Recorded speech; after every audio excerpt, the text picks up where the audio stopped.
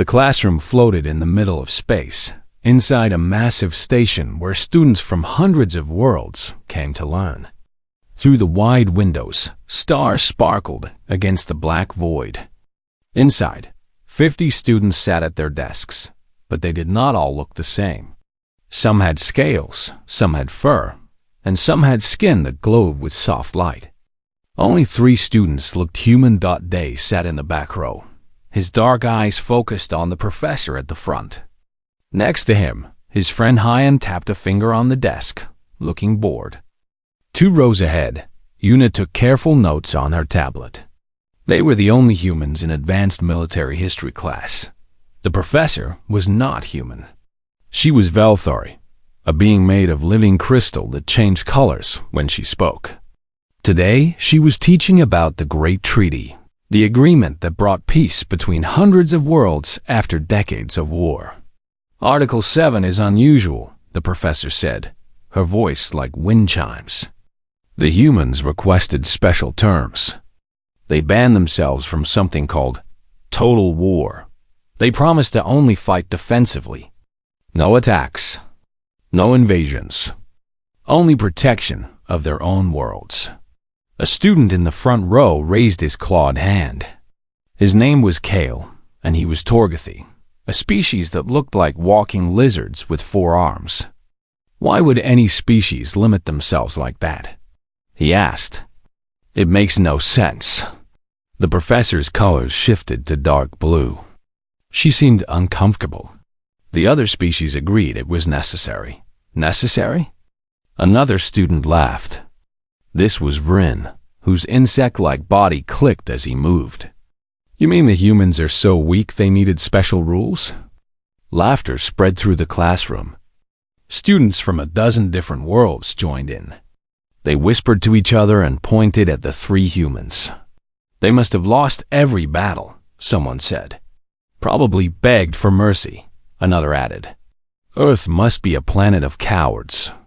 Kale said loudly, turning to look directly at Day. Is that it, human? Your species too scared to fight real wars? Day did not answer. He sat very still, his face showing nothing. Hyan's jaw tightened. His hands became fists under the desk. Yuna stopped taking notes. She looked up but said nothing. The professor tried to continue the lesson. Class, please focus. Article 7 has complex historical reasons. Complex? Kale stood up. All 4 arms crossed over his chest. It sounds simple to me. Humans are weak. They knew they would lose against real warrior species, so they begged to be protected. They asked for rules to save themselves from extinction. More laughter. Louder this time. A student with purple tentacles raised one appendage. My grandfather fought in the border wars. He said human ships always ran away. He said they cried for mercy. That explains everything. Vryn clicked his mandibles together in his species' version of laughter. They are not warriors. They are prey animals pretending to be soldiers. Kale walked toward the back of the room, right up to Day's desk. He leaned down with all 4 arms on the desktop. Defend yourself, human? Tell us why your species needs to be on a leash like a dangerous pet. Except you are not dangerous at all, are you? The entire class watched. The room became silent, except for the hum of the station's air system. Day looked up at Kale. His voice was quiet and calm. There are things you do not understand. Do not understand? Kale laughed. I understand perfectly. Your species is weak. You lost your wars and had to beg for protection. You wear a military uniform, but you are no warrior. Hyan started to stand up, but Yuna reached across and grabbed his arm. She shook her head slightly. The professor's colors flashed red, a sign of distress. Kale, return to your seat. This conversation is not appropriate. But Kale did not move. Other students encouraged him with clicking sounds, cheers, and laughter in a dozen different languages. Tell me, human, Kale said, his face very close to Day's. What was the worst battle your species ever fought? Did you lose half your fleet? Did you surrender a colony? Did you sign away your pride to save your miserable planet? Day's expression did not change. He looked at Kale for a long moment. Then he spoke very softly. The worst battles we fought are the reason for Article 7. So you admit you lost? No, Day said. We won. This brought more laughter. Rin called out from his seat. If you won, why did you need to ban yourselves? Winners do not restrict their own military. Yuna finally spoke. Her voice cut through the noise like a knife. Because winning was the problem. The laughter faded a little. Students looked confused. What does that mean? Kale demanded. Hyan spoke for the first time, his voice tight with controlled anger.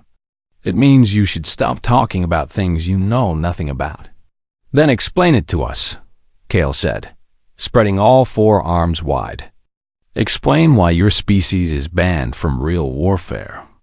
Make us understand why you were so restricted. Give us one good reason.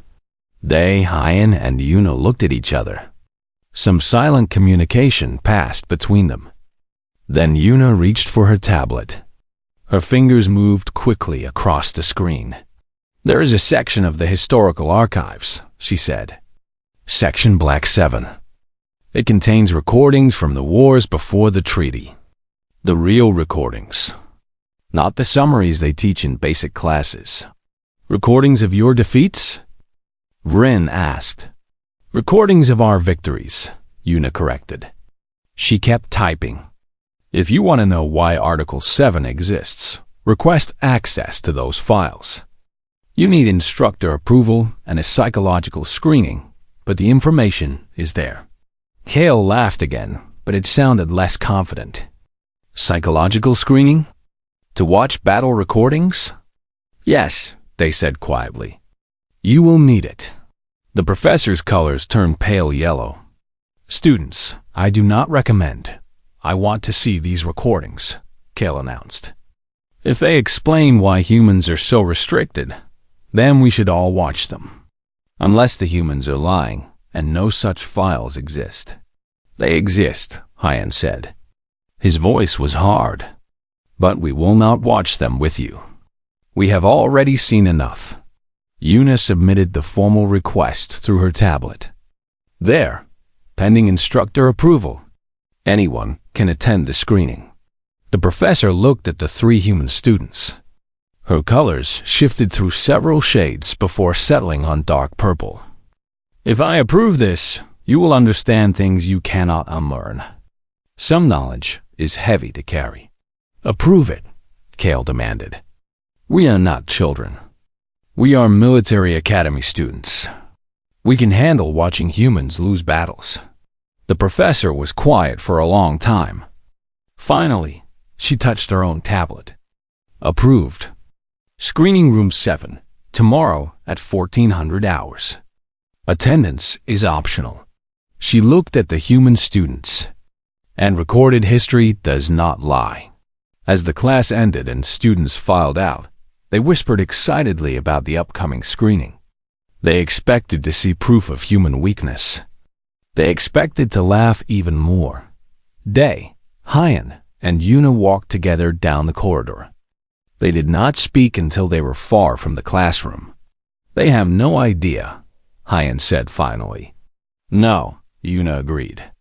They do not. They looked back toward the classroom. They will. Tomorrow they will understand why we never talk about the wars. Why we never defend ourselves when they call us weak. Because we are not weak, Hyan said. No, they replied. We are something much worse. The station's common area was always crowded during meal hours. Students from hundreds of worlds gathered to eat, talk, and study together. The food dispensers provided meals for every species, from liquid nutrients to live prey. The air recyclers worked hard to handle dozens of different atmospheric preferences. They sat at a corner table with Hyan and Yuna. They ate quietly, not speaking much. Other human students sat at nearby tables. There were only 47 humans on the entire station, less than 1% of the student population. Across the room, Kale stood up. He'd been talking loudly to a group of students for the past 10 minutes. Now he began walking toward the human tables. 12 other students followed him, including Vrin and several others from the morning class. "Here we go," Hayan muttered. Yun put down her fork. "Stay calm." Kale stopped right in front of their table. His forearms crossed over his chest in the aggressive posture of his species. "I have been thinking about this morning," he announced loudly. Other conversations in the common area stopped. Everyone turned to watch. "We do not want trouble," they said quietly. "Trouble." Kale laughed. "I do not want trouble either. I want answers. You said there are recordings that explain why your species is banned from real warfare. But the more I think about it, the less sense it makes." Vrin stepped forward, his insect body clicking. "Every species in the galaxy fights to win. Only humans have rules against winning too much. Why? The only logical answer is that you are dangerous to yourselves. You must have caused terrible accidents. Killed your own soldiers through incompetence." Other students murmured agreement. A few laughed. "Maybe they friendly. Fire so much they had to ban themselves from combat," someone suggested. "Or maybe they panic and shoot everything that moves." Another student added. Kale leaned on their table with 2 of his 4 hands. "So which is it, humans? Are you cowards or are you dangerously stupid? Those are the only 2 options that make sense." Hyan's face went red. He started to stand up, but Yuna grabbed his arm under the table. Her grip was strong. "Sit down," she whispered. "But, sit down," Hyan said, but his whole body was tense. Day looked up at Kale. His face showed no emotion. "You requested access to the archives. You will see the recordings tomorrow. Then you will have your answers." "I do not think these recordings exist," Kale said. "I think you made them up to avoid admitting the truth. You are weak, and you know it." A student with blue fur spoke up. "My people fought against humans 40 years ago. We won every major battle. We pushed them back to their own system. They only survived because the treaty was signed. Without it, Earth would be a colony world now." Cheers came from several tables. Day's expression still did not change. "What was the name of the battle you won?" The blue-furred student looked surprised by the question. "The Battle of Sirius Gate. Everyone knows about it. We destroyed half the human fleet." "Yes," they said quietly. "You destroyed 18 ships. You lost 41. You won because you had more ships to lose. You could replace them. We could not. But you did not destroy our fleet. We destroyed it ourselves." Silence fell over the common area. "What does that mean?" the student asked. "It means that when we realized we were losing, the remaining human ships set their reactors to overload. They flew directly into your formation at full speed. Every captain, every crew member, chose to die rather than surrender. They became weapons. The recordings show this clearly." The blue-furred student sat down slowly. "That is insane." "Yes," they agreed. "That is the problem." Kale slammed one hand on the table. "I do not believe you. No species is that crazy. You are making up stories to sound tough. Warriors do not kill themselves. Only cowards take the easy way out." This time Hyan did stand up. Yuna could not hold him back. He faced Kale directly, even though the Torgathy was much larger. "You want to know about cowards?" Hyan's voice was loud enough for the whole common area to hear. "My grandfather was at Sirius Gate. He was an engineer on one of those ships. When the captain gave the order, my grandfather could have evacuated. There was time. There were escape pods. But he stayed at his station. He manually locked the reactor into overload mode, then sealed himself in the engine room so no one could stop it. His last words were recorded. "See you in hell, you beautiful bastards." He was talking to the enemy.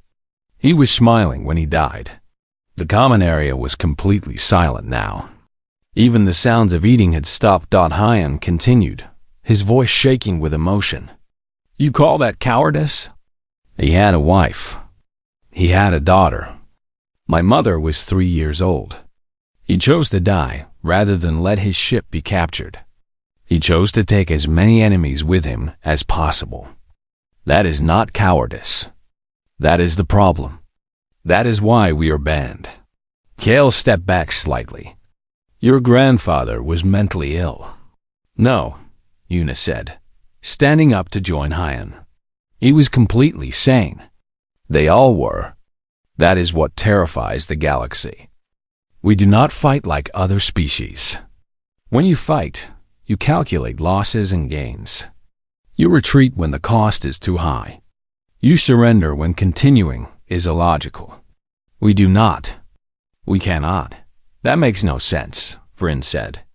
Every species has survival instinct. We do, Yuna replied. But we also have something else. A part of our brain that refuses to lose. When we are threatened, something activates. We stop thinking about survival. We only think about taking the enemy with us.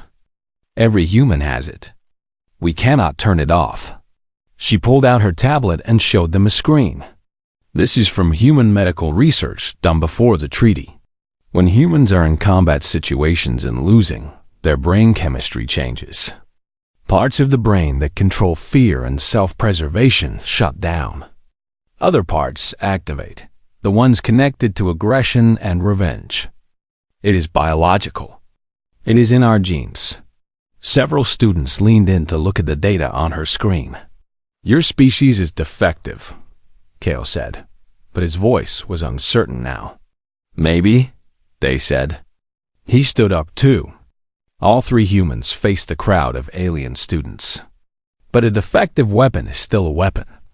That is why the treaty includes Article 7, not to protect us, to protect you. From us. Ridiculous, Kale said, but he did not sound as confident as before. Tomorrow we will see these recordings. We will see the truth. I think we will see that you are exaggerating, making yourselves sound dangerous to hide how weak you really are. Maybe, they said again. Come to the screening. Judge for yourselves. A female human student from another table spoke up. Her name was Mina. I ask you not to watch the recordings. I have seen them. They are part of our mandatory education on Earth. Every human child must watch them when they turn 16. It is a warning, a reminder of what we are capable of. Most students need counseling afterward. If human children can watch them, so can we, Kale declared. Human children already know what humans do in war, Mina replied. They are prepared. They understand the context. You are not. An older student named Jinho stood up at the third human table. He had been quiet until now, but his voice carried authority. He was in his final year, training to be a diplomatic officer. The recordings are classified for a reason. The Galactic Council agreed that most species should never see them. They show things that cannot be unseen. Things that change how you think about humans. About war. About what intelligent beings are capable of doing to each other. More mystery, Kale said mockingly. More warnings. If these recordings are real, why not show everyone? Why hide them? Because understanding humans is dangerous, Jinho said. Other species might copy our tactics, might learn to fight the way we do. The galaxy does not need more species willing to destroy themselves to destroy their enemies. One is already too many. Vryn's mandibles clicked thoughtfully. You really believe you are that dangerous? No, Jinho said. We do not believe it. We know it. Why do you think we asked for Article 7? Why do you think we volunteered to ban ourselves? We looked at our own history, at what we do when threatened, and we became afraid. afraid of ourselves. We asked the galaxy to help us stay controlled, to give us rules we could not break without consequences. The common area remained silent. Students looked at each other, uncertain now. Kale straightened, trying to regain his confidence. Fine, we will watch tomorrow. We will see the truth. And then we will know if humans are truly dangerous, or if you are just very good at telling scary stories. He turned and walked away. His followers went with him, but they walked more slowly than before. They whispered to each other, their voices uncertain. The three friends sat back down. Other students slowly returned to their meals, but the conversations were quieter now. Do you think they will actually watch? Hyan asked. Yes, Yuna said. They are too proud to back down now. They should not, Mina called from her table. Nothing good comes from watching those files. Day picked up his fork but did not eat. The professor will give them one more chance to change their minds. But they will not take it. How do you know? Hyan asked. Because they think they understand war, Day said quietly. They think battle is about strategy and weapons and courage. They do not understand that human war is about something else entirely. They do not understand that when we fight, we are not trying to win. We are trying to make sure that even if we lose, the enemy loses more. Yuna nodded. Tomorrow they will learn, and they will never look at us the same way again. Screening Room 7 was designed for difficult content. The walls were padded and soundproof. Medical sensors monitored every student. Emergency counselors waited in the next room. The seats were comfortable, with restraints if needed. A sign at the door flashed a warning. Psychological distress possible. Exit freely if needed. 30 alien students filed in. They talked and laughed, confident and curious. Kale sat in the front row. Ren took a seat next to him.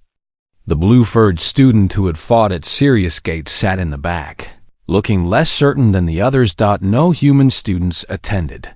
The professor entered last. Her crystal body was dark gray, the color of deep worry for her species. She stood at the front of the room and looked at each student carefully. Last chance, she said. You can leave now. No shame. No record of your attendance will be kept. We are not cowards, Kale announced. Several students agreed loudly that the professor's colors shifted darker. Very well.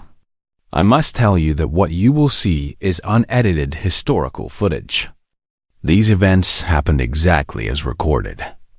No exaggeration. No propaganda. Pure documentation. She touched the control panel. The Galactic Council has classified this material as level black. That means only military historians and diplomatic specialists normally view it. Students are allowed only with special permission and psychological preparation. You have the permission. You do not have the preparation. Remember that you can leave at any time. Just show us, Rin said impatiently. The lights dimmed. The large screen at the front of the room activated. Text appeared. The Siege of Proxima Colony. Earth year 2197.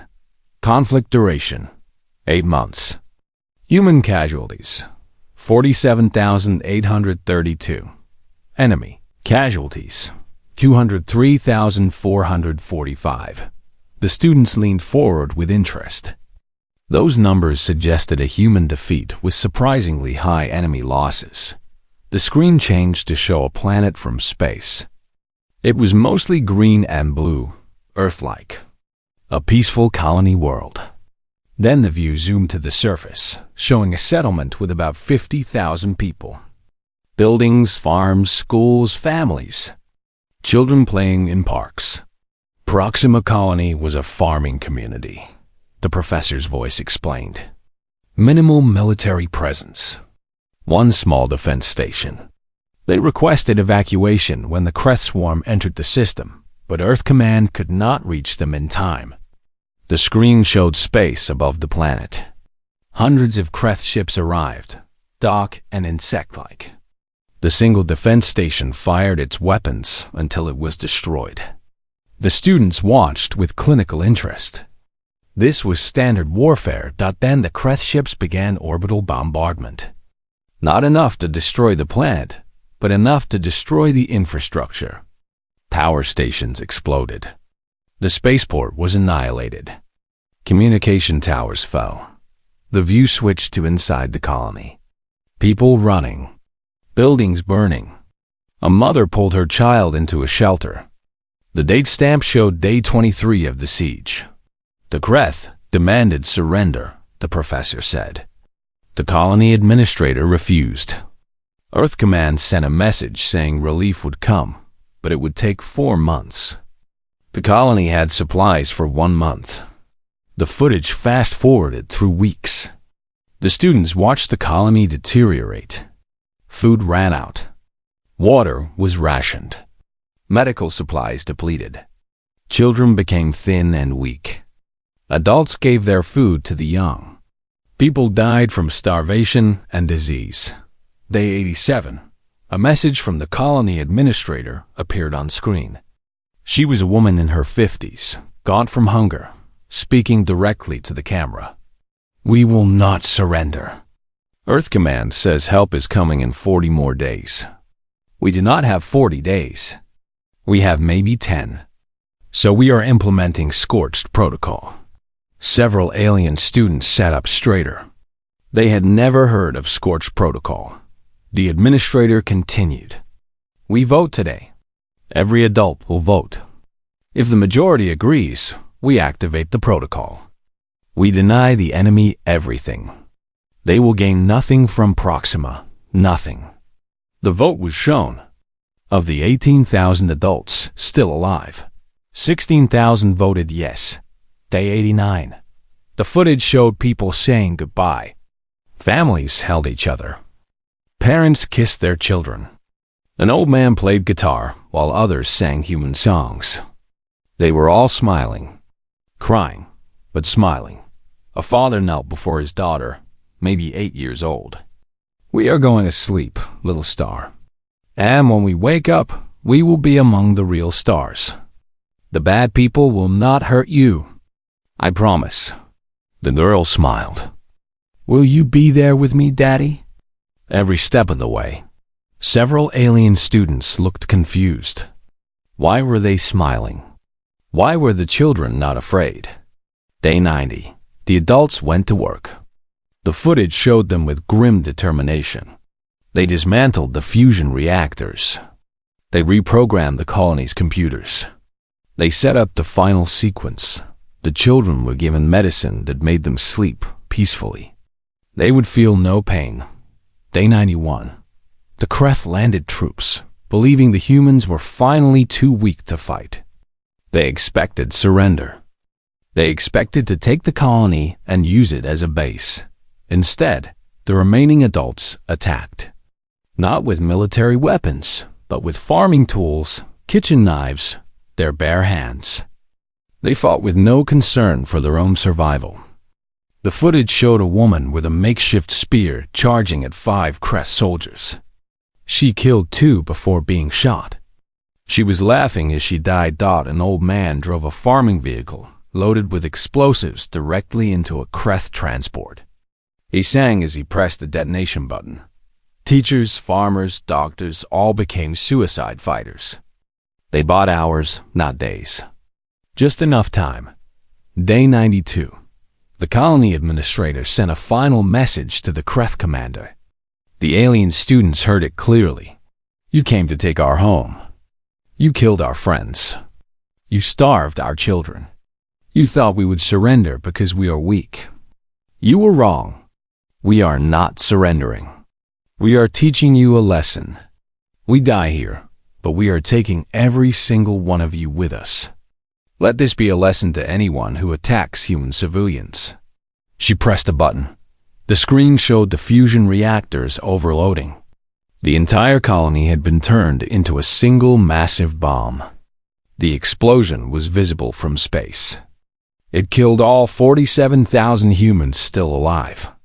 It also killed the 200,000 Kreth soldiers who had landed to occupy the colony. The Kreth fleet in orbit received a message. Pre-recorded. The colony administrator's face appeared one last time. Tell your people what happened here. Tell them that humans do not surrender. Tell them that we will burn down our own homes rather than let enemies take them. Tell them that if they start a war with us, they need to kill every single human, because even one survivor will never stop fighting. Never. This is what we are. This is what you created. Sleep well, knowing that we are still out there, and we remember. The screen went black. The screening room was absolutely silent. Not one student spoke. After a long moment, the professor's voice came from the darkness. That was considered a moderate response. The colony had only civilian volunteers. No military training. No advanced weapons. Just ordinary people who decided that dying while destroying their enemies was better than living under occupation. The lights came up slowly. The professor looked at the students. Several looked sick. A few were shaking. The blue-furred student in the back row had his head in his hands. Shall we continue? The professor asked. There are 17 more recordings. Each shows a different battle. Each shows different tactics. But they all show the same thing. Humans who fight with complete disregard for their own survival. Kale's voice was weak. They killed their own children. They killed themselves. They won. The professor interrupted. After Proxima, the Kreth swarm retreated from human space and never returned. They are a species of trillions. Humans killed 200,000 of them. But the Kreth were so disturbed by human behavior that they classified humans as an extinction-level threat. They would rather abandon an entire sector of space than risk another encounter. Rin's mandibles clicked nervously. Proxima was not a victory. Both sides died. Exactly, the professor said. That is how humans define victory. Not surviving. Not gaining territory. Victory means the enemy suffers more than they do. Victory means the enemy learns fear. Victory means the enemy never attacks again. She touched the control panel.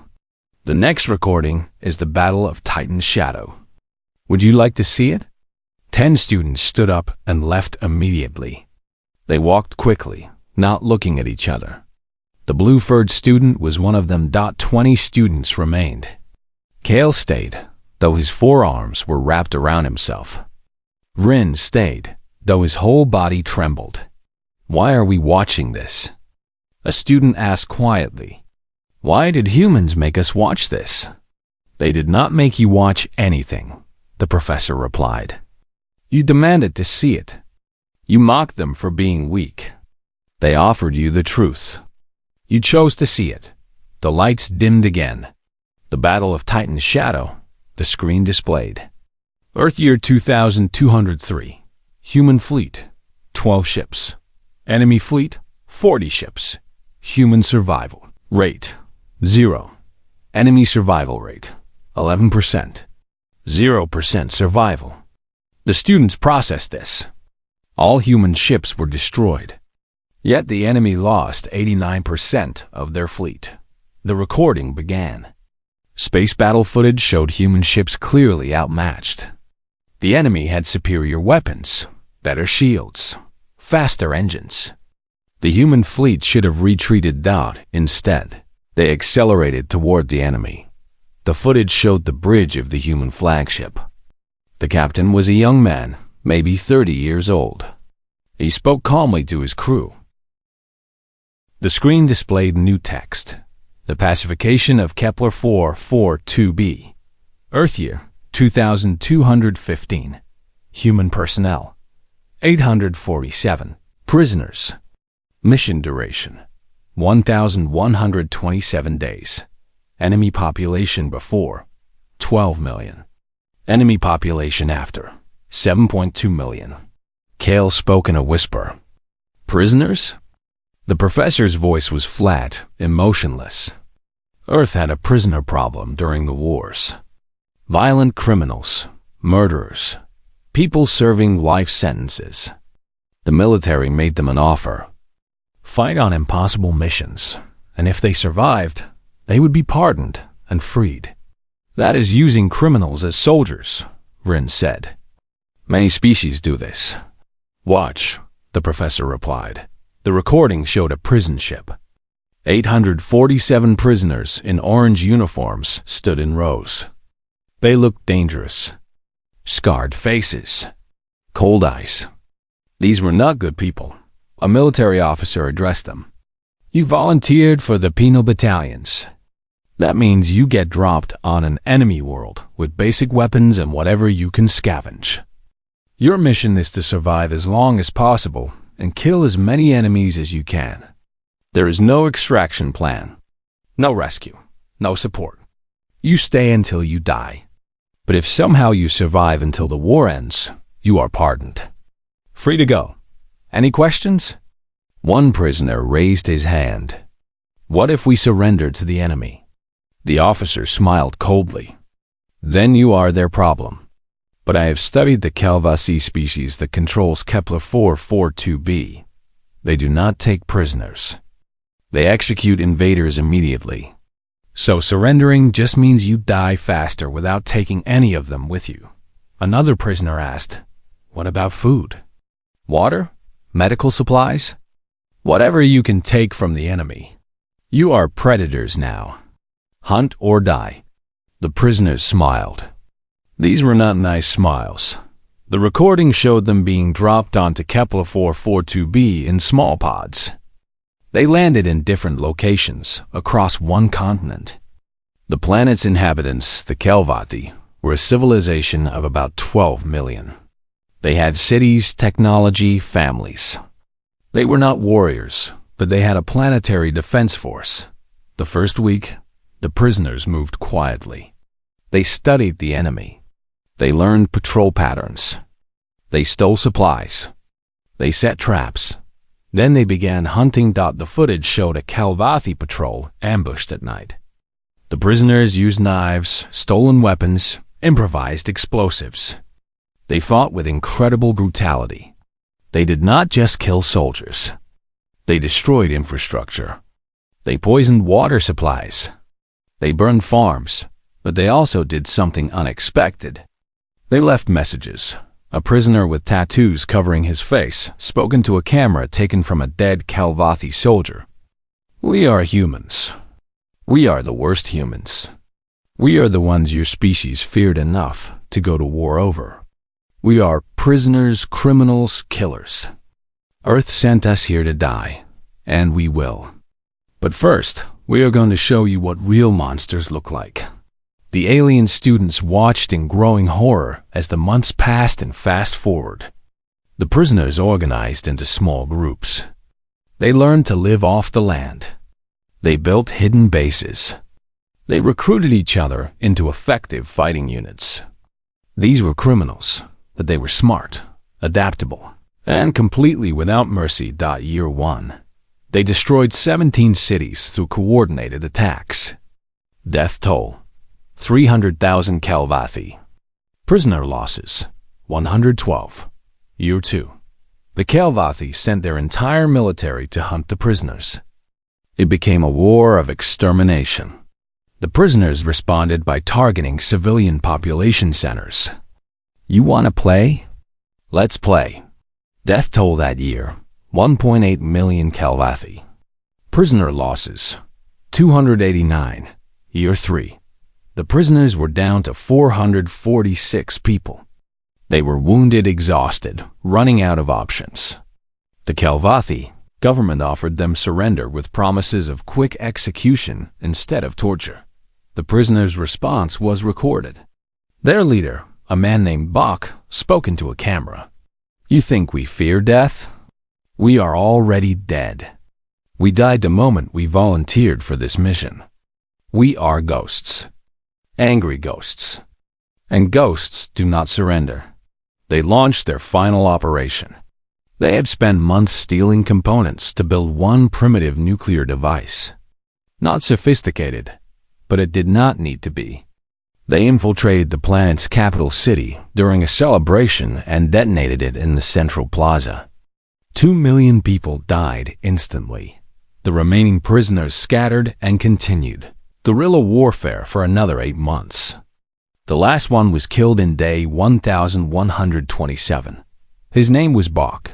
When cornered by 100 soldiers, he detonated explosives strapped to his body. He took 43 soldiers with him. His last words were recorded. "It was an honor serving with you all. See you in hell, brothers." The screen showed the aftermath. Kepler 442b was devastated. Nearly 5 million dead. Infrastructure destroyed. Economy collapsed.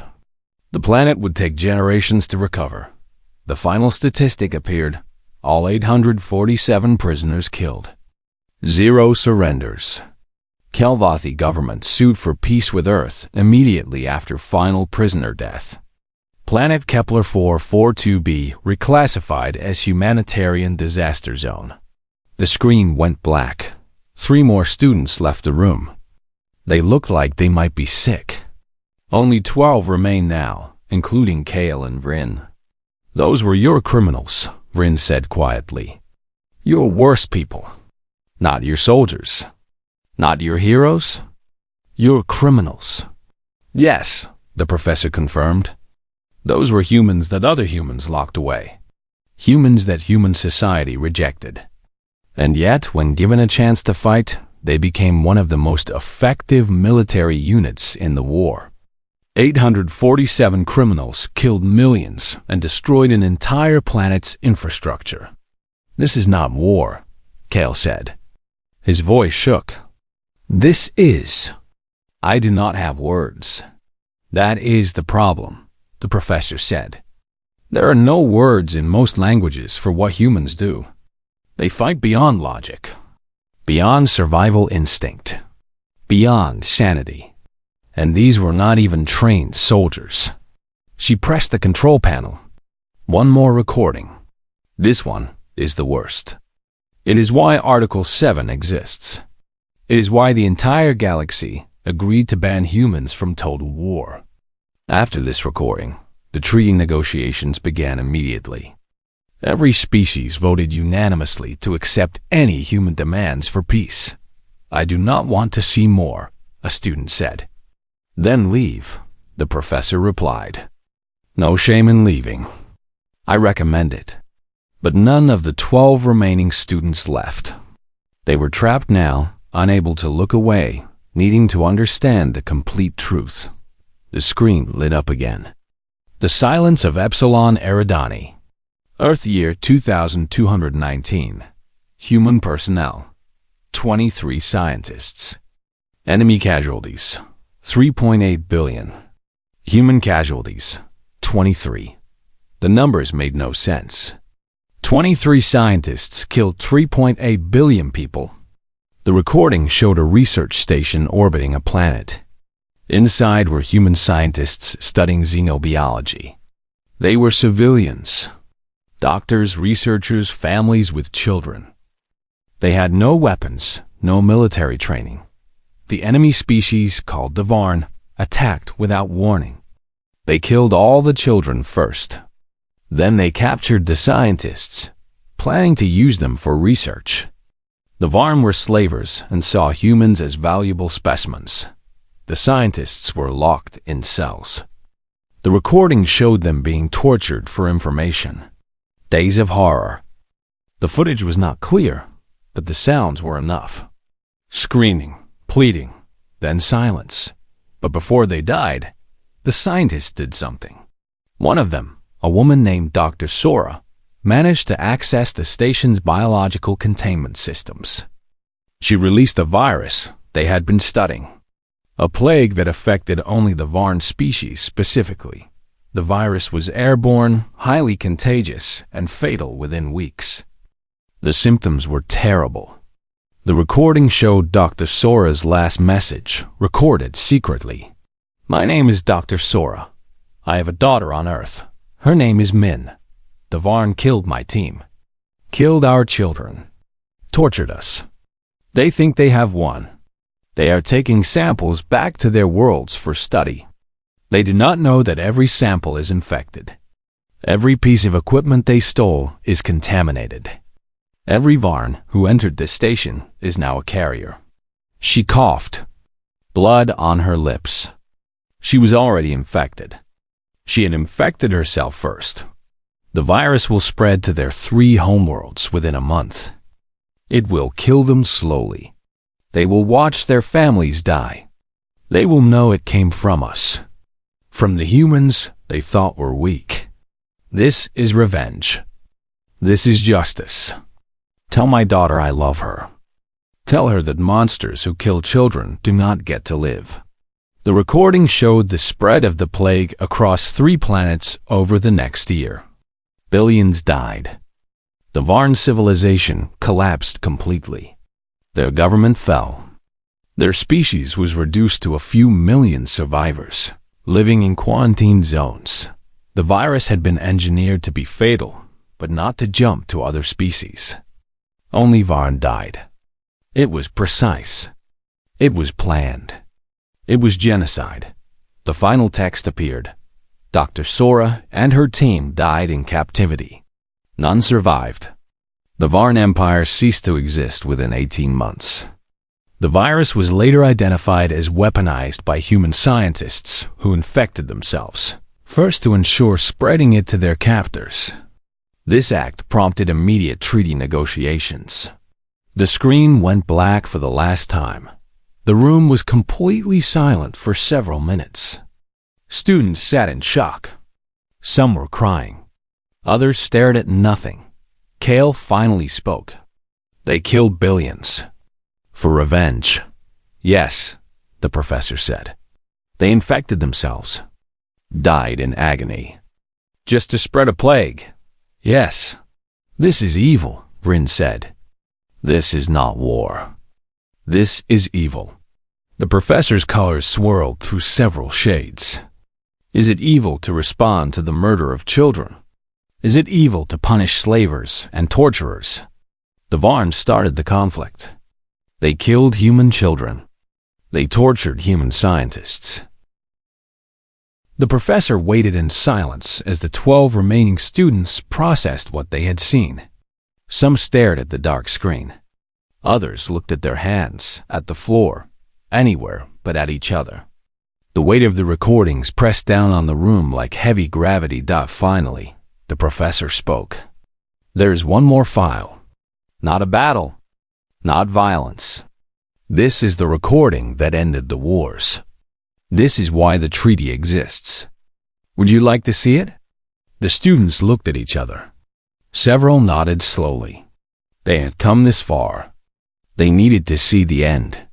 This recording is from the treaty negotiations in Earth Year 2221, the professor said. After decades of war, every major species agreed to meet and discuss peace. The humans sent one ambassador. His name was Tay. The screen lit up, showing a massive conference room. Representatives from 30 different species sat around a circular table. They looked tired, worn down by years of war. Some species had been nearly destroyed. Others had won most of their battles, but feared the cost of continuing. At the table sat one human. He was an older man, maybe 60 years old, wearing a simple suit. His face was calm, almost peaceful. He looked like someone's grandfather, not a representative of the galaxy's most frightening species. A Valthari representative spoke first. Her crystalline body showed colors of distress and fear. Ambassador Tay, we have reviewed your species proposal. You want to end the wars. We all want this. But your terms are unusual. You wish to ban yourselves from offensive warfare. You wish to limit your military to defensive operations only. You wish to accept galactic oversight of your war capabilities. Why? Tay smiled gently. Because we are afraid. Silence in the conference room. The alien representatives looked confused. Afraid of us?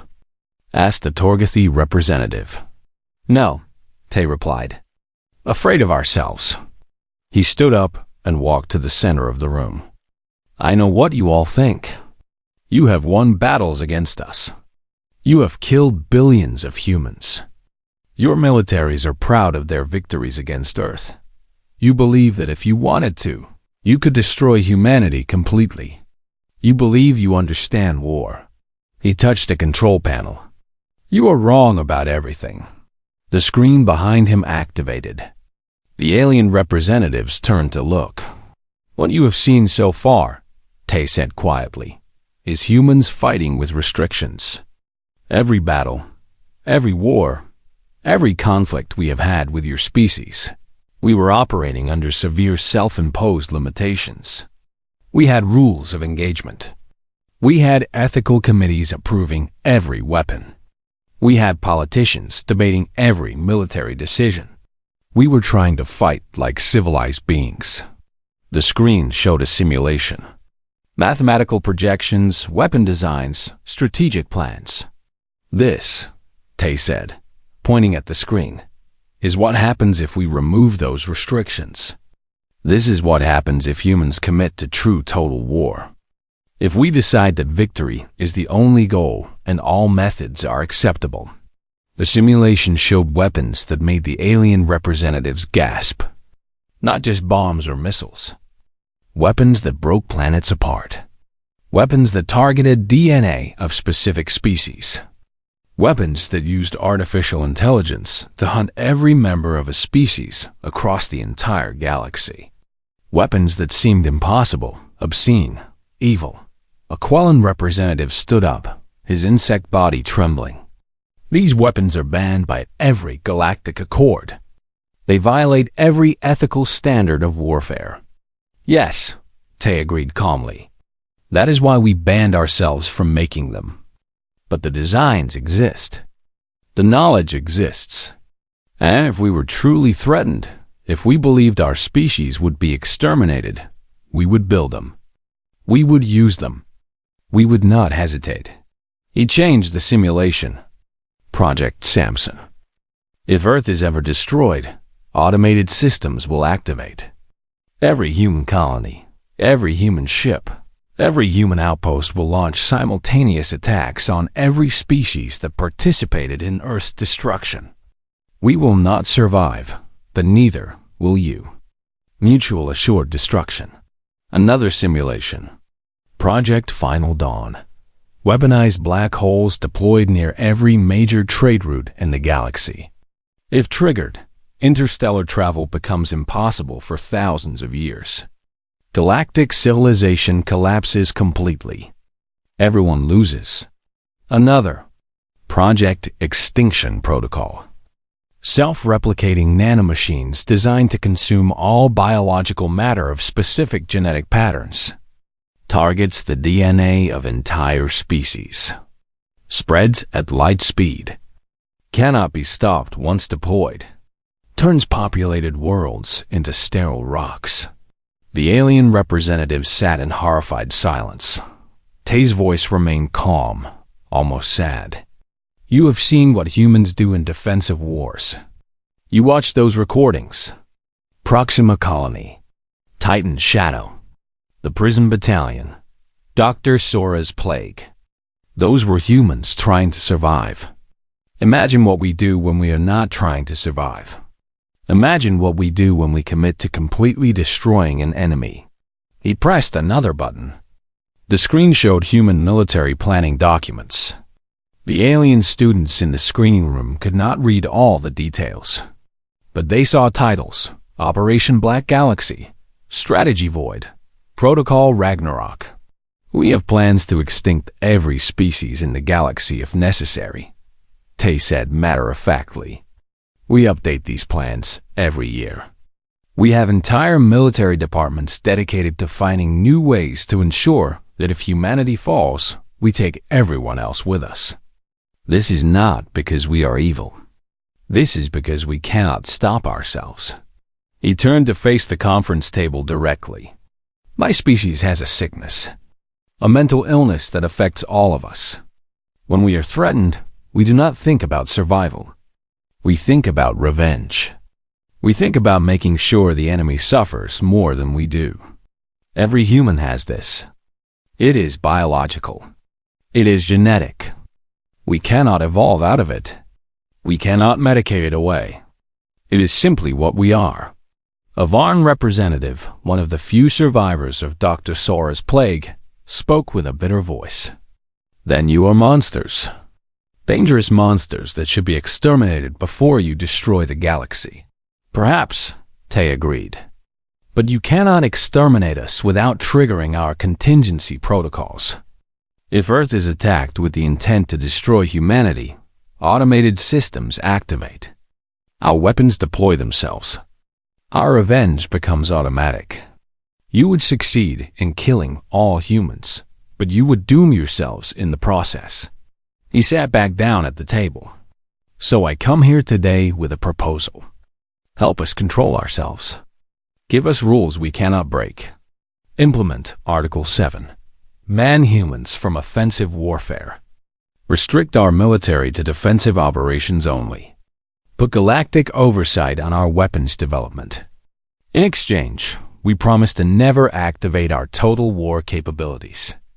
We promise to stay contained. Why should we trust you? Someone asked. Because we are asking you to limit us, Tay replied. We volunteered for these restrictions. We are begging you to help us be better than what we naturally are. No species asks to be controlled unless they truly fear themselves. He looked around at the table at each representative. You have a choice. You can refuse this treaty. You can continue the wars. You can try to destroy humanity completely. Maybe you would succeed. Maybe you would kill every human.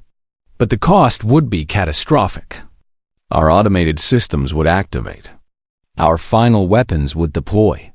You would win, but the galaxy would be destroyed in the process. Or, he continued, you accept Article 7. You help us stay controlled.